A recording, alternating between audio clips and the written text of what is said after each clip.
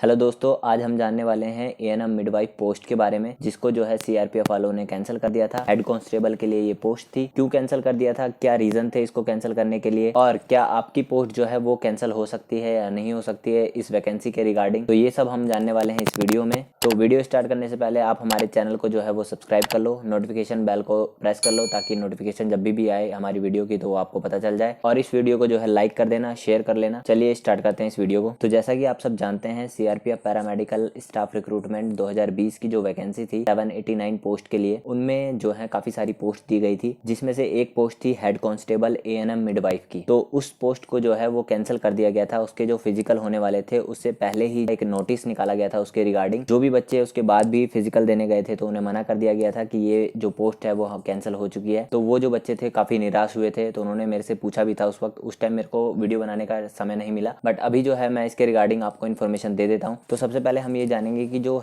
इनकी वैकेंसी निकली थी सीआरपीएफ पैरामेडिकल के अंदर, तो वो क्या थी। तो ऑफिशियल नोटिफिकेशन को मैं खोल लेता हूँ। उसमें आप यहाँ पर आ जाइए। हेड कांस्टेबल एएनएम मिडवाइफ की ये जो पोस्ट थी, 3 इसमें जनरल के लिए जो है सीटें हैं, और टोटल जो है वो 3 ही सीटें थी इसके अंदर। लेवल 4 का जो है वो पे स्केल था इनका 25,500 से लेके 81,100 रुपीज तक। जो इसका एलिजिबिलिटी क्राइटेरिया दिया था उसमें पहला पॉइंट में लिखा है कि 12th क्लास पास और equivalent from a recognised board और यूनिवर्सिटी, मतलब कि मिनिमम आपकी 12th क्लास पास होनी चाहिए। सेकंड पॉइंट में लिखा है 2 year diploma in auxiliary nurse midwifery from an institution recognised by nursing council of India और state nursing council and duly registered with state government और इंडियन नर्सिंग काउंसिल। कहने का मतलब यह है कि 2 साल का डिप्लोमा होना चाहिए एएनएम का उसके पास, और वो भी रजिस्टर्ड होना चाहिए नर्सिंग काउंसिल से। तीसरा पॉइंट जो दिया है वो डिजायरेबल है, 1 year experience in the field from a recognised hospital और इंस्टीट्यूट, मतलब कि 1 साल का एक्सपीरियंस सर्टिफिकेट भी मांगा गया था इनसे हॉस्पिटल से या किसी इंस्टीट्यूट से, ठीक है, नर्सिंग के अंदर। और एज की अगर हम बात करें तो 18 से 25 साल जो है वो एज होनी चाहिए। बाकी जो भी गवर्नमेंट सर्वेंट वगैरह हैं उनको रिलैक्सेशन भी थी। तो ये जो थी ये पूरी इनकी वैकेंसी थी एएनएम मिडवाइफ के रिगार्डिंग। तो इसको जो है सीआरपीएफ वालों ने कैंसिल कर दिया था। क्यों कैंसिल किया था, क्या रीजन दिया था, उसके पीछे मैं आपको एक नोटिफिकेशन पढ़ा देता हूँ। उन्होंने ये रिलीज किया था। तो इस नोटिस के अंदर लिखा है कि vacancy in notification of paramedical staff examination 2020 issued on 25/6/2020, यानी 25/6/2020 को जो है ये वैकेंसी निकली थी, has been reviewed and 3 vacancies of head constable ANM midwife are removed on administrative reason. तो इस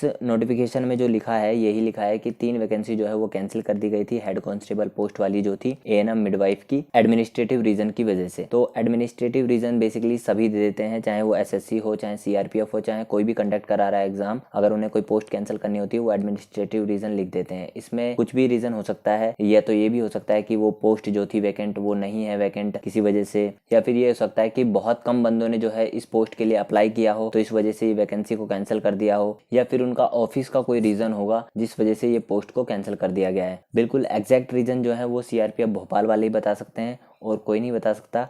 अब हम बात कर लेते हैं कि आपकी जो पोस्ट है वो कैंसिल हो सकती है या नहीं हो सकती है। देखो, एक चीज मैं आपको क्लियर कर देता हूँ, जो ये वैकेंसी निकालते हैं, कोई भी निकाले, चाहे एसएससी निकाले चाहे सीआरपीएफ निकाले, वो अपनी नोटिफिकेशन में जो है ना वो पहले ही बता देते हैं कि हम चाहें तो कभी भी इस पोस्ट को, इस पूरी वैकेंसी को रिमूव कर सकते हैं, कैंसिल कर सकते हैं। तो उनकी मर्जी होती है, वो चाहे इस पर फिजिकल लें, आपका रिटर्न लें या न लें, आपकी पूरी वैकेंसी करवाएं या ना करवाएं, और वो चाहे तो आपकी जो भी पोस्ट है उसको कैंसिल भी कर सकते हैं। ये सब उन्हीं के हाथ में होता है। तो ये चीज वो पहले ही मेंशन कर देते हैं ताकि बाद में कोई इस चीज को लेकर उन पर जो है सवाल ना कर सके। तो अब बात आती है कि आपकी वैकेंसी कैंसिल होगी या नहीं होगी। देखो, जिसका इन्होंने फिजिकल ले लिया है तो होपफुली उनका जो है चारों स्टेज का पेपर लिया जाएगा और उसके बाद जो है भाई ज्वाइनिंग वगैरह भी दे दी जाएगी, जॉब उनकी कंप्लीट की जाएगी, उनको कैंसिल नहीं किया जाएगा। क्योंकि अगर उनको कैंसिल करना होता तो वो एएनएम जो इन्होंने ये एएनएम मिडवाइफ की पोस्ट जो कैंसिल करी थी उसी के साथ जो है वो कैंसिल कर देते, क्योंकि इनके जो है वो फिजिकल भी नहीं हुए थे। फिजिकल होने से पहले ही जो ये नोटिस निकाल दिया गया था कि ये कैंसिल कर दी गई है। तो काफी बच्चे जब फिजिकल देने गए थे तो उनको वहां से वापस भेज दिया गया था कि आपकी पोस्ट नहीं है, अब कैंसिल कर दी गई है उनको। तो इस वीडियो के जरिए मैं आप सभी को ये बताना चाहता हूँ कि जिसकी वैकेंसी कैंसिल हो चुकी है वो तो भाई नेक्स्ट वैकेंसी का इंतजार करो और नेक्स्ट वैकेंसी भरना, क्योंकि अभी कुछ नहीं कर सकते हैं इसका। और बाकी जिनकी वैकेंसी कैंसिल नहीं हुई है वो भाई अपना तैयारी करो। वैसे तो इन्हीं के हाथ में वैकेंसी होती है, जब चाहे ये कैंसिल कर सकते हैं उनको, बट इस चीज से डरने की जरूरत नहीं है। अपनी प्रिपरेशन करो और अच्छे से अपनी सारी स्टेज जो है वो क्लियर करो ताकि आपकी ज्वाइनिंग हो सके। तो आज की इस वीडियो को यहीं पर खत्म करते हैं। आई होप ये वीडियो आपको अच्छी लगी होगी। इस वीडियो को देखने के लिए आपका बहुत बहुत धन्यवाद। चैनल को हमारे सब्सक्राइब कर लेना। मिलते हैं अगली वीडियो में और नई इन्फॉर्मेशन के साथ।